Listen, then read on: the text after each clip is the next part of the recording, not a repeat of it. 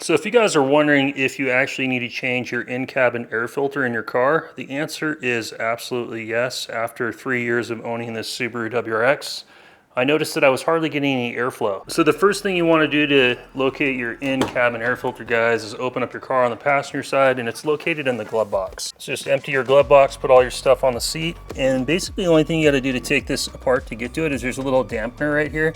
You can just pop that off, and then there's a couple of little like pieces you got to push in on the side, and this will just drop down just like that. And our in-cabin air filters right here. So coming in from the outside, just so you look at everything here, guys.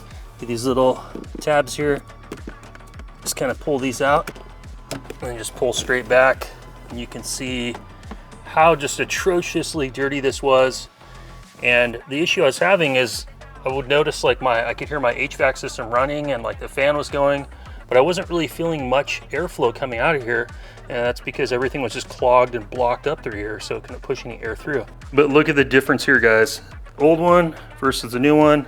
Ordered this on Amazon for about, I don't remember how much it was. It's an OEM filter, I think it was like 40 bucks. But I'm able to replace this myself at home. And an install like this is something that pretty much anybody can do, guys. It doesn't require any tools. It takes about 5 minutes. The dealership quoted me 75 bucks to replace this when I was in there. And this is something I could do myself. So I'm happy to save some money and kind of get some satisfaction of knowing, hey, I did this myself. So let's go ahead and slip this one back in. Here's the model number there too, but I'm gonna do this all unedited. So let's go ahead and pop the door open. This, as far as when you install it, it shows that that side's up. That's kind of like your big lip down, thin lip up. But literally you just come right in here and it just slides right into position, clicks in.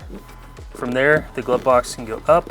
Those are the little nubs that you got to kind of depress on each side to get them to work up and in.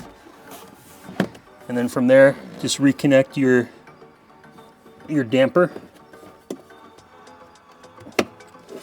And we're good to go. You guys can see how quick that is. Taking it out is just as quick. Now we can put our stuff back in the glove box, and this project is done. Simple, simple.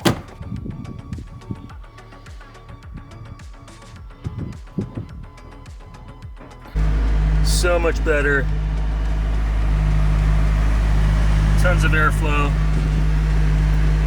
And we are nice and ice cool. Couldn't figure out why my car felt hot, and I didn't think that the filter would have been so bad. So hope this video helps you guys. We're back in business. Well, that was a successful, easy video. It took me like 5 minutes to shoot it and do this tutorial for you guys. So I hope that you found this video helpful. If it does help you, hit the thumbs up. If it gives you kind of the information you needed to know, hey, I can do this myself. It's something simple.